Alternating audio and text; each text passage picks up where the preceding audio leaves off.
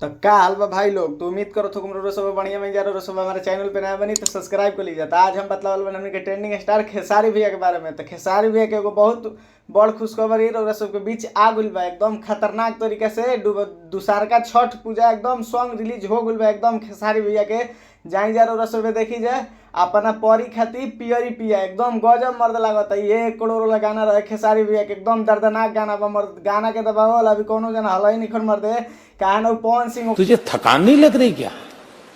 चाहे कौनो सीख मर्द लगा खेसारी भैया के अपना परी खातिर पियरी पिया एकदम खतरनाक आइल बा सॉन्ग मर्द 1 करोड़ के गाना गजब लागत है। एकदम गाना के दबावल अभी कोनो जना हल ही निखन मर्द आज की डेट में मार्केट में एकदम पूरा भोजपुरी इंडस्ट्री के टारगेट करतनी मर्द खेसारी भैया के हमनी के हिट मशीन खेसारी लाल यादव के कोई दबावे वाला नहीं खे। काहे ना कोनो जना होकस मर्द पवनो सिंह होकस चाहे कोनो सिंह होकस कोनो जना ले कुछ ओखड़ी ओखड़ी ना खेसारी भैया के ठीक बा मर्द खेसारी भैया के तोहरे बस के बात बा मार्केट से गिरा देबो तोहर उहे न कहतनी मर्द जब ना खेसारी भैया करे के तौन कह दिए देखल वही दूसरका छठ पूजा खेसारी भैया के एकदम गाना रिलीज हो गइल बा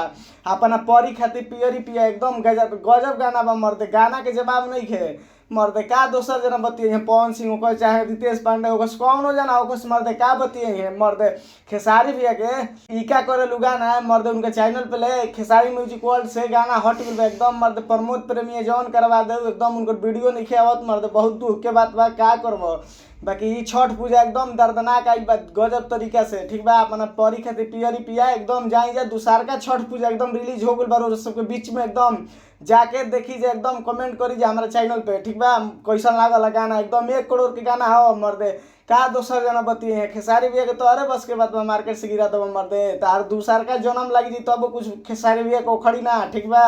मर्दे अपना आपके बड़का ब्यास बुझल ब्यास ना तो तू धलास बड़ मर्दे तो अरे बस के बात पे गिरा देबा खेसारी भैया के वन कहतनी।